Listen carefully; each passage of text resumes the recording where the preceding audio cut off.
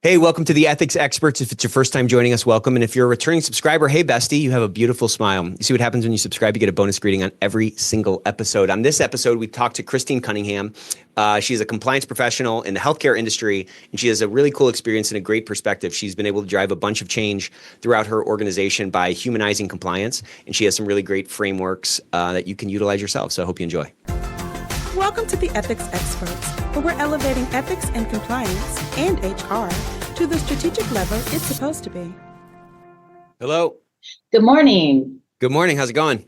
Going well. How are you doing, Nick? Good. Welcome to the Ethics Experts. So glad to have you on. Thank you.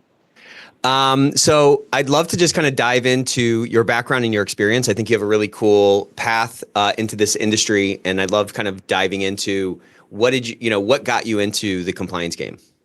Absolutely. Kind of like most compliance folks, it seems compliance chooses you. You don't choose compliance. And sometimes I feel a little bit like a fraud because it seems like everybody that's in compliance has started in law or some kind of like extended education. But I kind of got into it by accident by interviewing at a hospital to become a new IV tech. And during the course of the interview, the director said, "Have you ever thought of a more administrative role?" And I thought, sure, why not? And so he said, well, our pharmacy needs a compliance coordinator because our current one is leaving. So is that something that you would be willing to do? And I said, well, I don't really know what that means, but it sounds exciting. So yeah, let's do it. And it kind of started from there. So what was that first job like? I mean, you were trying to be an IV tech. Now you're a compliance coordinator. I mean, I'm sure that word wasn't even on the job description that you were responding to. So you're introduced to this new thing and now you're like in it. Walk me through what that was like and walk me through that sort of process of starting to understand the sort of shape of compliance as a function. For sure. Yeah, I definitely walked into it kind of blind. I did ask the director, I said, what does a regular day look like as a compliance coordinator? And he just kind of laughed at me. And now I understand why he laughed. Mostly it has been self-learning. Kind of with every new thing I learn, I immediately reach out to start gathering other people that know how to do it so they can kind of guide me through the steps. So I started looking for other compliance coordinators just within the hospital and kind of asking them what their day looks like. And it was vastly different from mine because I'm just pharmacy specific. And there's a lot of regulation to do with pharmacy, but it looks very different hospital-wide compared to what I do. And so just looking through Ethicsverse, I've connected with a lot of other compliance coordinators in the healthcare sector. Cool. And just looking myself, like studying for the CHC has really helped me to kind of understand what my role is like. It's definitely been self-study. So tell me about that. Like, that's a great instinct to start reaching out to other people. I find a lot of people don't have that instinct. You know, they don't want to, you know, whatever the insecurity is, they don't want to seem stupid or, you know, sometimes it's hard to ask for help. I'm guilty of that myself, you know. Where do you think that instinct came from? Was that just a natural kind of approach or what? Like, tell me a little bit about that, because I just feel like that's such a critical muscle for us to have, because we have this opportunity, like you just alluded to reach out to other people. And people are very collegial, you know what I'm saying? People are very open to sharing and helping and, you know, and I just think that that's such a unique thing as a part of this industry. So talk to me a little bit about that. For sure. This is definitely not the first time I've done that, but I'm guilty of wanting to be super independent and kind of just do it all myself. But I quickly realized that, especially when I was starting to learn, it's kind of silly, the ukulele.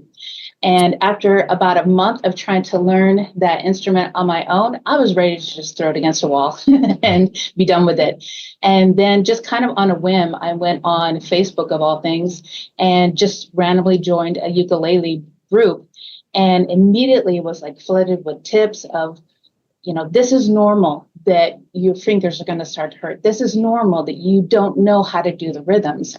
And just taking that concept and putting it to every other area of my life to just reach out for help, because other people are going to say, oh, what you're feeling is normal. You don't feel so like, oh my gosh, everything is on me and what I'm doing, I just must be a failure. It's like, no. You're going to feel like this in the beginning until you've got more experience, or maybe you don't have to push this hard in this direction. Maybe you just need to be happy with this level. When it came to the ukulele, I'm not going to, walk around and perform for people, but I'm doing it for my own enjoyment. And so kind of compliance is part of that enjoyment, because I really enjoy the intricacies and nuances in the community. Tell me about like what you enjoy about those nuances and the complexity. It sounds like you kind of thrive in the complexity of it and sort of figuring it out. Yeah, absolutely. It sounds silly, but I've always been very interested in being an accountant, but I'm not the super best with numbers. But I have that kind of mindset of like, I enjoy researching. I enjoy kind of like the almost magic mystery that we know what we're supposed to be doing. We know the why of what we're supposed to be doing. And then I get to go to the masses and kind of uncover all the secrecy. Especially in pharmacy, they're really kind of left to their own devices because they're the magicians. The alchemists. Yes, in the bottom of the hospital that are helping to make everybody well. They have the healing spells. And so I enjoy being the person that kind of unravels that secret, because just the whole medical field is kind of like shrouded in secrecy as well. And totally. I'd like to be the one that kind of opens up the book to let people, oh, this is the why. Where do you think that comes from? Because not everybody has that kind of drive to kind of figure it out and sort of tear down the curtain or figure out the formulation sort of behind the scenes. I think it just comes, for me, I've just always been naturally curious about how the world works. Especially like I really enjoyed yesterday's Ethicsverse with the behavioral psychology. I love that kind of stuff. Yeah. And I think some of that is just part of my nature. And also people are very impressed when you know kind of random things. So that's just another thing to add, like at parties, you're fun because right. You have so much random information and you can talk to most, anyone because you have some kind of knowledge about every little thing. Yeah. Yeah. It does like kind of enrich the human experience when because to your point, you can connect with so many other people. Back to what you were saying though, about joining that ukulele club. Isn't it so interesting that like how that negative self-talk will like creep in when you hit a rough spot? I was talking to a buddy and his son, him and his wife just had a baby, and his son just took his first steps. And I was thinking back to when my own kids took their first steps. And, I was just thinking, I remember being so impressed by like the resilience that a little baby has. They stand up and they fall down, and they stand up and fall. It's like, they don't even have any now, that concept of negative self-talk, it doesn't even exist for them. You know what I mean? Yeah. And then we as adults. So, I mean, I'm just saying at some point we have this sort of pure resiliency, or this pure resilience where we fall down, we get up, we fall down, we get up. We never, at some point in our lives, we're never thinking, oh, I can't do that. And then at some other point in our lives, when we're grown and we're professionals and we're trying something new, that voice, I mean, for me, it's like kind of always there. Like, can I do this? Okay, maybe I can't do it, and blah, blah, blah. And I think when you're just alone with your own thoughts, you can kind of end up letting that car get off the road, and you can, throw in the towel before maybe you should. But just hearing someone else who's sort of been through that journey and is a little bit further down the path, and them just saying, hey, those feelings are not an indication that you're a failure. Those feelings are just an indication that you're a human, and those are fine.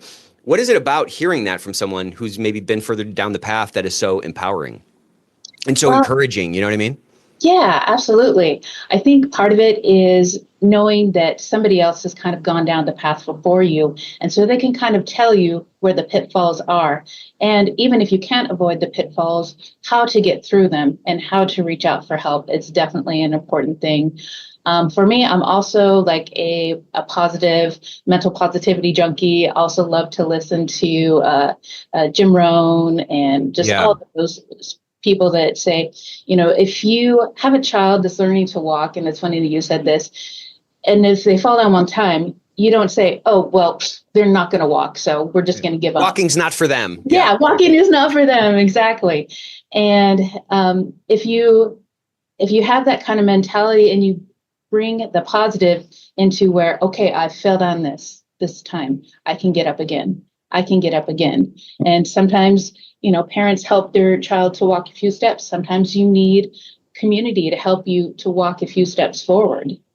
Yeah, it's just interesting though. Like, there's some transformation that happens where, initially we're fine to grab that hand and take those steps, and we're fine to get that help. And like, little kids have no problem asking for help.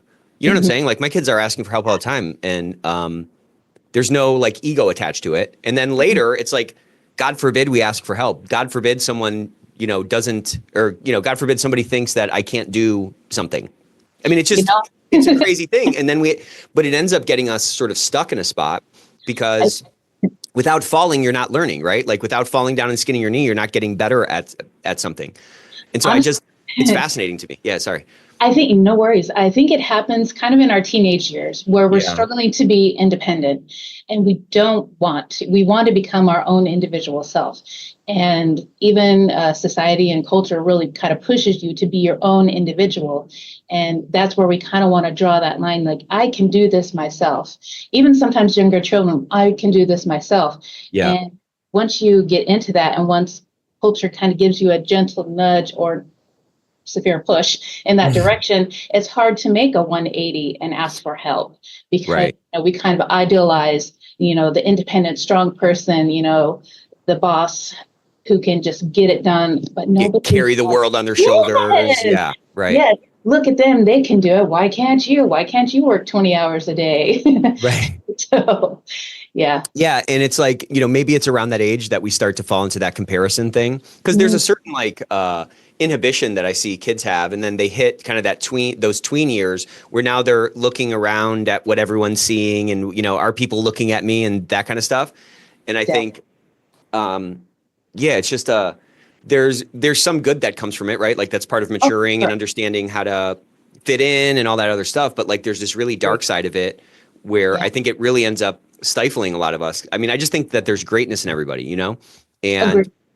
So many of us can never sort of drill down to that, to that well of greatness because we just stop digging, And it's like, if we can just change our mindset a little bit and dig a little bit more, or have the confidence to reach out for help, and, have the confidence just that the human experience is very consistent. I think we were talking about this on that episode, that like, across the world, everyone, nobody in any part of the world lays on their deathbed and is like, that was easy. Like, it's hard for everybody. You know what I'm saying? Like, it's unfair for everybody. Yeah. So I think, I just think like embracing it, but, I can sort of say this at this, like, I can sort of, philosophize about this, but then like, in the moment, there are hundreds of instances where like, I should be asking for help and I'm not. You know what I'm saying? For sure. It's like this conflict. It's crazy. Yeah, I think sometimes it's easier to lay on the nail and feel the pain instead of getting off the nail, letting somebody help you laying on that nail. Yeah. Yeah, sometimes there's a community there too, and like shared misery. Yeah, right. Misery loves company. And sometimes life is so hard that for me, I've had to consciously build like a moat of safety around my life. And that's with finances, that's with health, that's with exercise. And I am, consciously I've done that, but I'm also blessed that I've been able to maintain that. And so that has allowed me, I think, to be able to drill deeper. Like last year, I was able to finally get my bachelor's degree. Wow. And tomorrow, I'm going to be starting my master's program. But that has come from the sacrifice of other things that might have been more fun to do. And also because of like the 8 to 5, Monday through Friday work week I'm able to also, invite that into my life. So I think people really want to embrace their greatness, but they just don't necessarily have that extra bit that inside. Yeah. Yeah.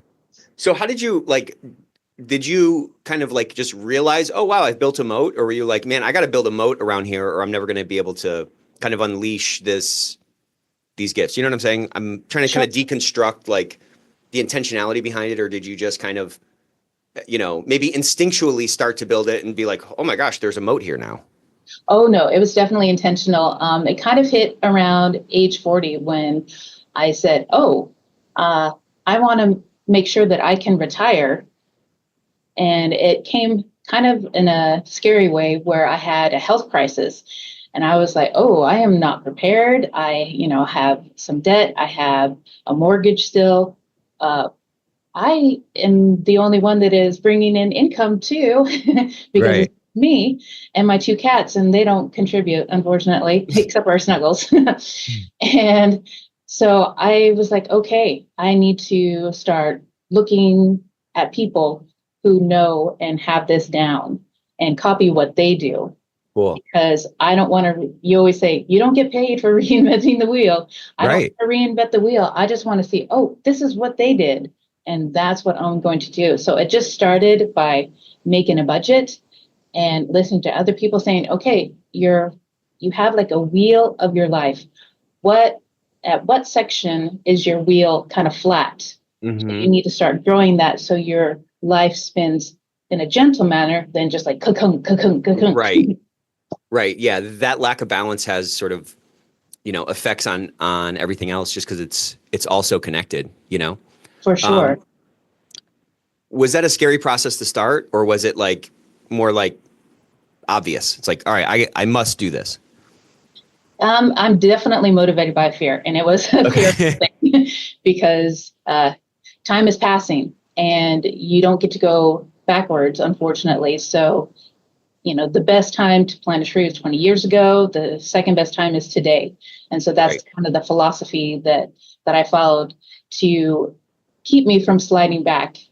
And I also joined a community about, just doing the budgeting. And that was super helpful as well because people said, okay, after 30 days, you're going to slide back. After 60 Mhm. days, you're going to slide back. But after 90 days, you're going to kind of have a rhythm and kind of know what your spending is. You're going to know where your weaknesses are.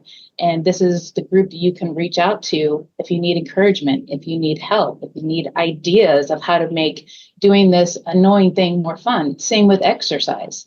Right. It's so much about community because I know psychologically, we humans, we need community. And as soon as we build that, we kind of are building in our success. Yeah, and by joining a community like that, you're ostensibly surrounding yourself with more like-minded people. And to your point, that vibe or that sort of culture or that thing that you've plugged into, there's a reinforcing effect there on the behaviors that you're trying to change. Oh, And 100%. kind of to your point, I just think so much of like new habit establishment is tied to like expectations management. Like you have to know, like if you're like, all right, I'm going to get in shape, and then you're like, all right, I'm going to wake up every day at 5 a.m. You have to know that there are going to be days that you don't feel like waking up, and you have to have a plan in place to break through that until it becomes a habit. Because the hardest time is those kind of first 3 weeks, right? Where you're like, I'm going to just hit snooze again. Mhm. There's a corollary to this across any kind of habit that you want to change. But just having a clear kind of picture of what you're most likely to expect on this journey can really help, push through those times where you feel like you're, sliding back or kind of getting off course. 100%. Yeah, I've noticed, especially with the exercise for me, if I have a scheduled time where I do it, then I have to keep doing it. I've also noticed if I slack off one day, oh, that day just unravels on me. And Totally. Yeah. I hate that feeling. I hate feeling out of control. That's another reason why I love compliance is there's just so many rules and you're just like, just follow the rules and it's good. Right. Yeah. Yeah. There's a security in that in a way, the clarity that comes from it. Yeah. For sure. That's what I love about like the accounting world, compliance world. There's very little gray. And so it's Yeah. very easy to just be like, this is what we do. The gray comes in where you're working with people and saying, oh, this is what we need to do, and this is the why, and the whole behavioral psychology part. Right. So let's go back to that to that first position, you were working in compliance within the pharmacy, working among all these magicians, as you said, these wizards, and you're going around to other sort of compliance folks. What were your big takeaways from that learning? Because I'm sure that helped you kind of accelerate through your J curve a lot faster. Absolutely. They definitely exposed me to the different certifications I could get. And they said also start looking for just the different titles of what compliance could be. You know, there's compliance coordinator, compliance officer. It could be some other kind of title that I didn't think of that it falls under the compliance umbrella, just to get exposed to what they needed to be successful in their career. And so that's when I came across the CHC, certified in healthcare compliance. Not certified yet, but I'm studying up on it. But that's definitely one of my goals. And just that their day, no 2 days were alike. And so that made me immediately feel better because none of my 2 days were alike. Yeah. And I was so unused to that because before I was 20 years a pharmacy technician. And so every day is pretty much, I mean, there's little bits of different, mostly the same, mostly very routine. And to go from that type of environment to, I wouldn't say chaos, but definitely everything is different every day. And more volatility for sure. Yeah. Yeah. And in my role, I'm still in that same role. It'll be 2 years in March.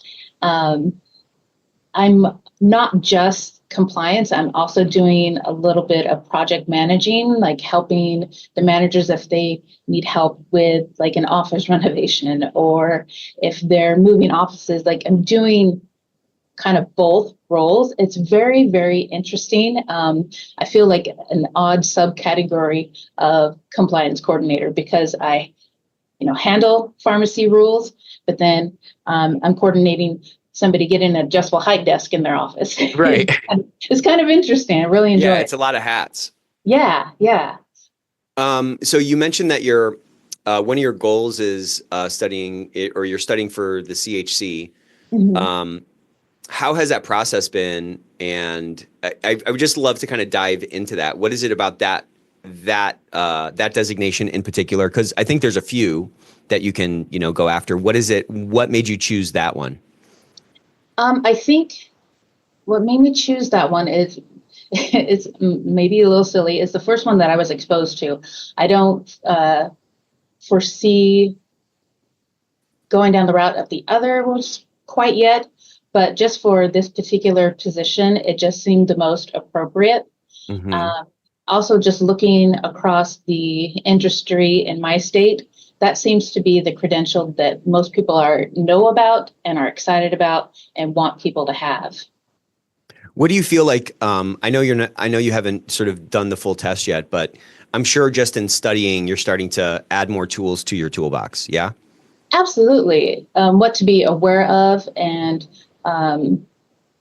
It's so funny how just in each of the books, it talks about how it's so important to have the letter of the law, but be able to explain it in layman's terms. Right. It's almost like you are learning to become a translator to let people know what they need to be doing, because most people are just kind of so far removed. I've just finished up a project where I was converting our hospital clinics to healthcare entities. And those clinic managers just had no idea about the laws that they had to follow to be having medications in their clinics. And just through all of my studying, it just helped me be able to say, oh, this is the why. And this is the who, what governing body is saying why this has to happen. Right. So walk me through that, because that's not something I'm familiar with. They were changing from clinics to healthcare entities. Is that just like some kind of a designation or something? Yeah. So each clinic, if it's going to have medications on site, they have to have a pharmacist that is saying, okay, these are medications that are okay, they are stored in the proper manner, and they're secure from just walking out the door. And Yeah. so there's a whole process of the Department of Health coming in and looking at the site saying, okay, this is all proper. And so they sign off, and then the pharmacist in charge is in charge of all those clinics. And annually, they have to make sure that they are following all the Department of Health rules.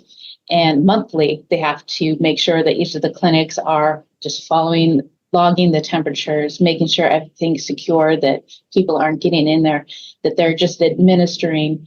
If they're doing compounding, mixing two medications together, that's a separate license in and of itself. If they have narcotics or controlled medications, that's another license in and of itself. So you can't just open a clinic and have a business license and have your caregivers at a license. There's just so many other levels that you are regulated at if you have medications on site.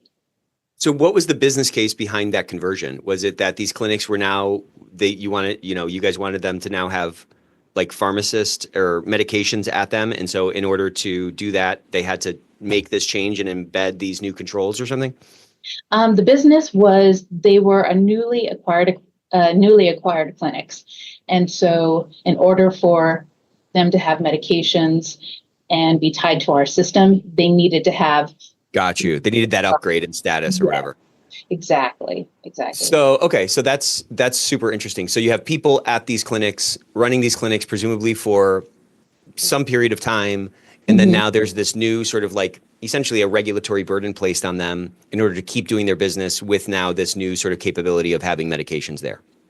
Well, and the thing is, they always should have had that designation, but.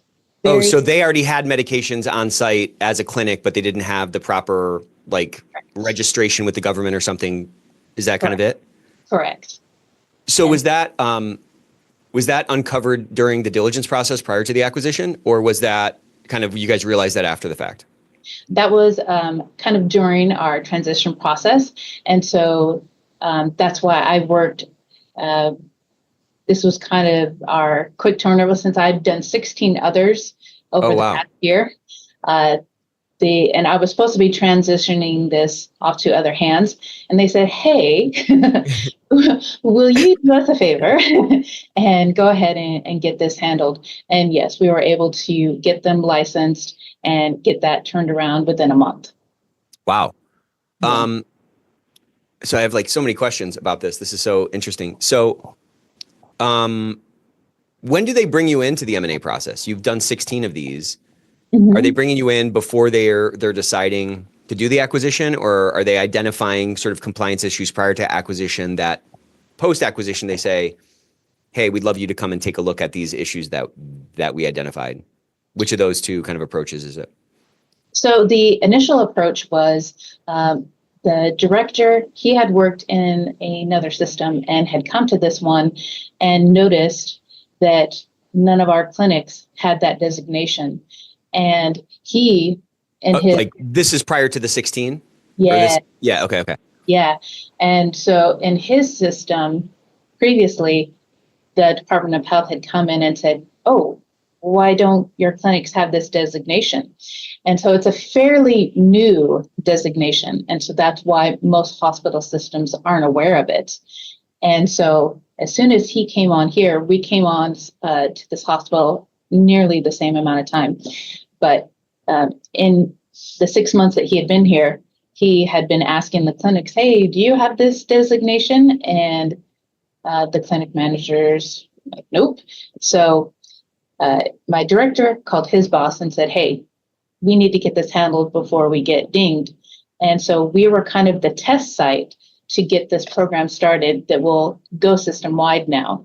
And so basically I had a list of clinics and I reached out to their clinic managers and was like, hey, what we're going to do is I'm going to come and pre-inspect your site.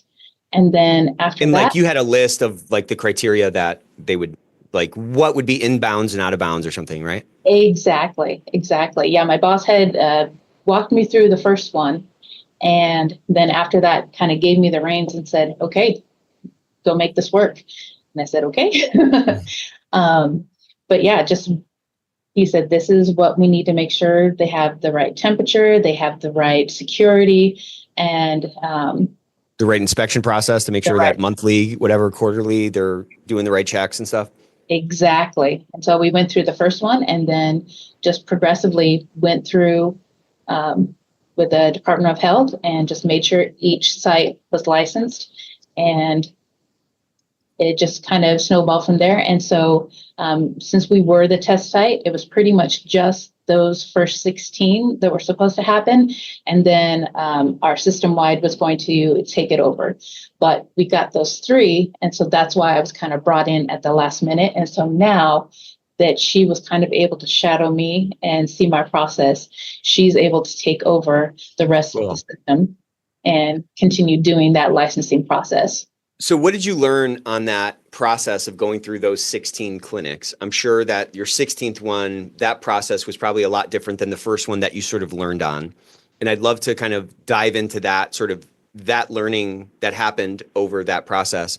And also kind of talk about, you know, like if you're coming into a clinic and they've been existing for some period of time and now you're like, hey, you're doing this wrong. You need to have this license. And what comes along with this license is a whole series of like new processes that you have to follow. That's changing their day-to-day or their quarter-to-quarter, life, right?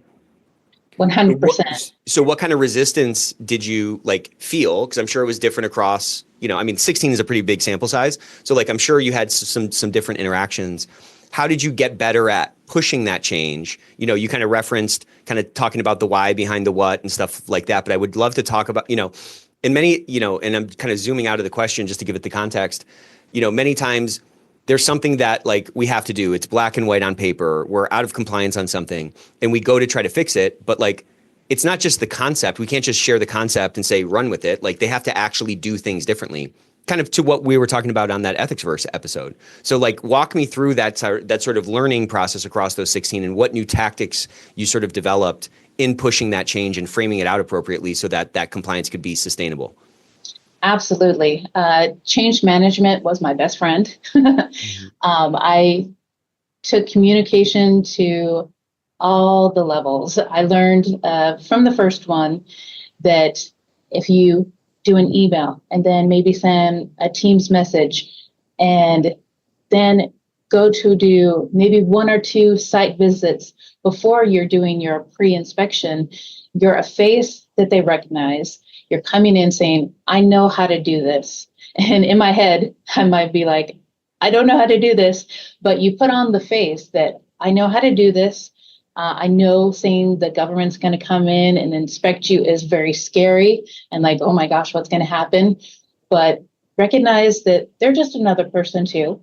And they're just coming in to make sure that you are giving the best patient care that you can. They're not coming down to say, hey, we're going to close you right now because, you left the door open.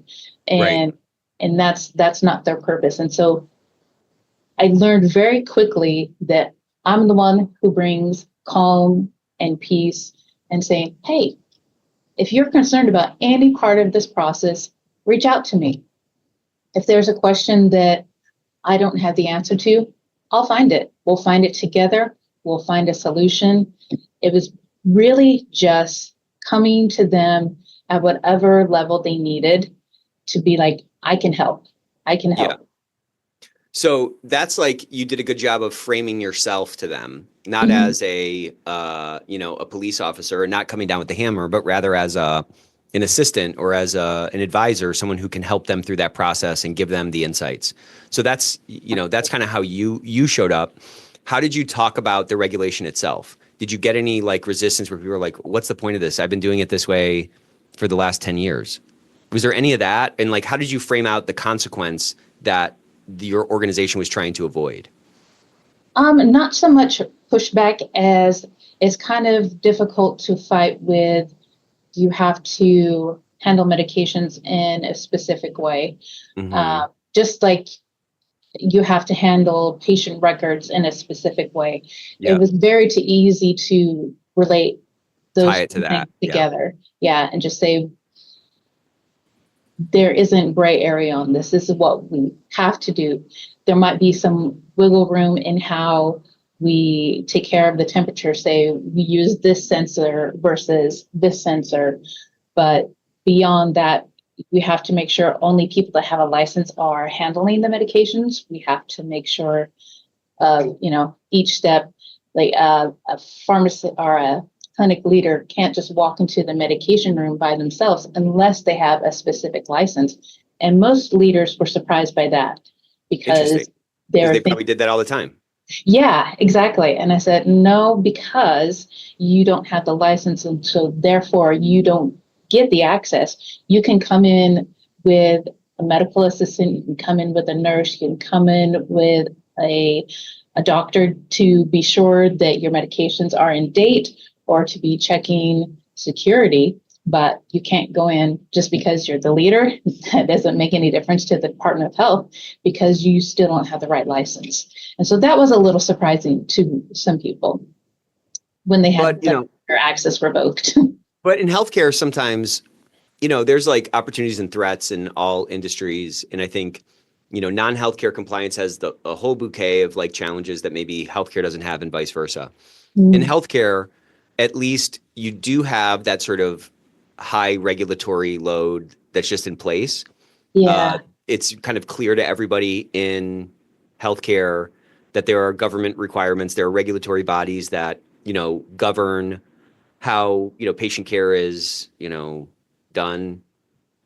So you can kind of fly in that slipstream a little bit. For sure. Yeah, definitely the groundwork was laid for me. I didn't have to come down with a hammer at all on anybody because, like you said, they're so used to that. I think non-healthcare compliance probably have a bit of a more difficult time because they're just not as tightly knit to governing bodies. Right. And they have somebody that's coming on site. It's kind of like, at the hospital, we have fire marshals coming, we have OSHA coming, we have the Department of Health coming kind of almost constantly. It's not that big of a deal. We have them, we're like first name basis. So that's the other wonderful thing about healthcare is you are definitely more closely tied to those governing bodies. I was talking to a healthcare compliance professional recently, and she was saying how she was able to unlock so much, compliance, quote unquote, by tying her initiatives to patient care. So she said that like a lot of things, she had sort of stepped into a kind of a quote unquote bad program, and there was a lot of resistance to compliance in general. And she was really trying to do a lot of what you're talking about, show up in the right way and be helpful and all that stuff. And she felt like she really wasn't getting the traction until she started tying, hey, my function is here to like improve and optimize patient care. And that overlap between like main purpose or main agenda or mandate of function, with these other departments that she needed their, compliance from, really ended up unlocking a lot. Have you seen any kind of dynamic like that? Is that something that you feel like, again, in every healthcare organization is different. They all have their own cultures, Have you seen anything like that, or give me your kind of reaction to that kind of an approach of, hey, I have this agenda and on the surface, it might seem like I'm just imposing something on you. But if I can zoom out from a different sort of resolution, and we can look at this a little bit differently, we're all kind of doing the same job. Agreed. Yeah. Our pharmacy techs, we're a little more removed from direct patient care. We make sure they get the medications delivered to the nurses who then provide the care. So it's a little more difficult to tie it exactly to patient care. But what I think almost everybody in healthcare feels is like they want to be the hero. And so I try to tie it to that is you're being the hero when you're making sure you're pulling out expired medications. You're being the hero when you make sure that this medication got restocked on time. You're being the hero because we like being the hero, but not like in the direct line of fire, I think. Yeah, right. Right. That's a little scary out on the floor sometimes. But that's a good, I mean, that's a good angle. I mean, attaching to something that's bigger than the actual thing you're talking about. Hey, here's a new policy. That's sort of a small thing. That's not a romantic thing, but tying it to being a hero, that is romantic. That's animating. That's how people kind of define themselves, or they want to define themselves, you know? That's always a lot more powerful to get people, you know, mobilized. Absolutely. And especially going to your like compliance heroes, there are other people that really, really like the rules, like almost at clinical level. But if you go to those people first with something new, they have almost so much passion about that because they want to do their job so well that it kind of pulls other people along that might be a little more resistant or just not have the same level of drive. So I know who my key people are that I go to if I need something to change, because they are kind of the trendsetters, I would say. And people like to be part of that community, even at work. And they want to be like, oh yeah, I'm part of that too. I'm part of that mission. Yeah. So did you just naturally kind of, just in getting to know people, you started to kind of identify these, what I'll call kind of internal influencers? Yeah, I think with my position and compliance in general, it's very easy to get stuck in what I call audit land, where you're handling the paperwork, you're handling emails, you're handling just messages. I wanted to really be a familiar face because I, excuse me, have been told that most people, they would just kind of hang in their office and only go over to the pharmacy itself if, you know, there was some kind of problem, or if there's a problem. And so I intentionally go over there 2 or 3 times a day, have silly conversations, or, you know, just make sure I'm a familiar face. If I do need something, they're not like, oh, here she comes again. Here she comes. Yeah, exactly. Suck all the air out of the room, you know? Yeah, exactly. And, you know, I'm coming in to help maybe with a little party that they're having. So I seem more approachable. Yeah, you're part of the team. You're part of their lives. Yeah. Exactly. And people feel the same. Like they don't feel like when they come into my office as like, am I in trouble?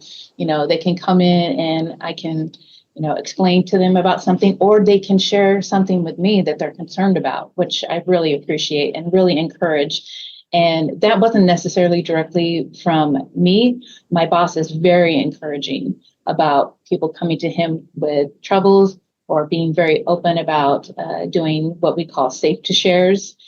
And because what is that? That is the online portal that we use for people that have any kind of issues that they feel like they want to share, but they want to do it in an anonymous way. Gotcha. And so how do you push that? How do you make people, you said he does a good job of making people feel comfortable with that. Yeah, we actually every day have a Teams huddle, and it's also available online, where we go through safe to shares, of course, not showing it who shared it, but saying this was shared this week and this is what we can do to resolve it. And who's on that meeting? Everybody in our pharmacy team. Cool. And not every safe to share is shared, of course. For sure. But it's, people know that it's a thing that is looked at, it's taken seriously. I mean, just by having that meeting. Exactly. Is there new stuff every day that's coming in? Generally not every day. We usually have kind of like a safe to share highlight of the week. Oh, okay. We find that if there's something that is, you know, very concerning, if we repeat it at least for a week, then it tends to help resolve that issue. How long are those meetings? I just love this idea. This seems like a really smart innovation that I don't think is common practice. But there's so much benefit that can come from it because you're publicly, again, it's probably blinded, as you said, but you're publicly addressing these issues. And, you know, I think the thing that prevents people from speaking up and sharing this risk intelligence is fear of retaliation primarily. And, you know, no one's going to do anything about it. Those are kind of the two big ones, you know?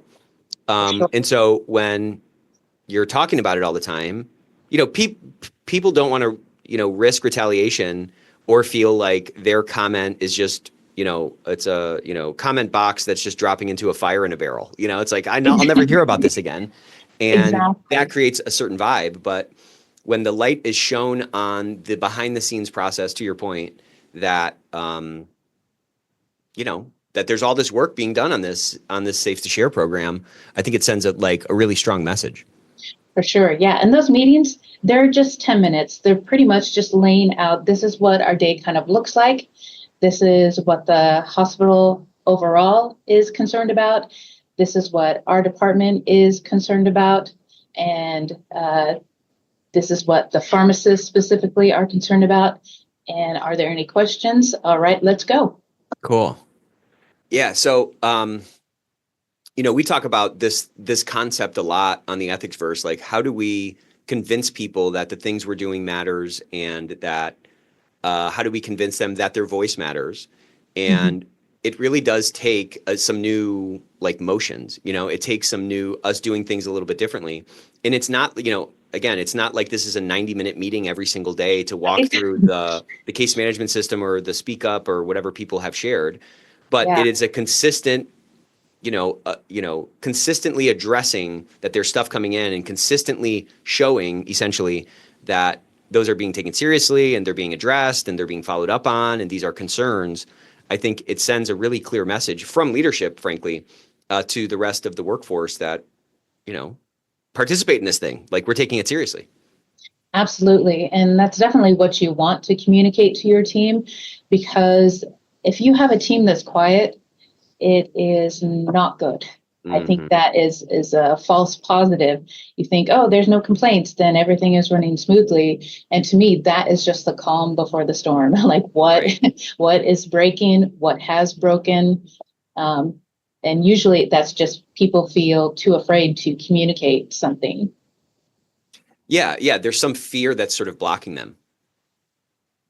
Yeah. So, when you're thinking about this next chapter of compliance, and as you're getting deeper in it, you're starting your master's program, you're studying for your CHC, what do you think is going to prevent our industry from, rising to the next level? And I'm saying this in the context of this report that I've seen recently, which I'm talking about on every single, with everybody. But for the last 12 years, the percent of respondents who say that they work in a highly ethical organization has remained flat at essentially 60%. So, I think people are frustrated by that fact, because it's we're trying all these things and we're doing all these things, but that number's not moving. And so it feels to me like we're stepping into this new era, this new chapter of ethics and compliance, and there's a lot of opportunity in it. But I think the proof of whether we take advantage of that opportunity will essentially be in whether that line starts to go up. Okay, that's kind of my frame. So what do you think is going to prevent us from bending the curve on that line? Or what is going to cause us, on the other hand, what's going to cause us 10 years from now to have the same result? It's going to be 60% for 20 years, right? Those are two different realities that are possible.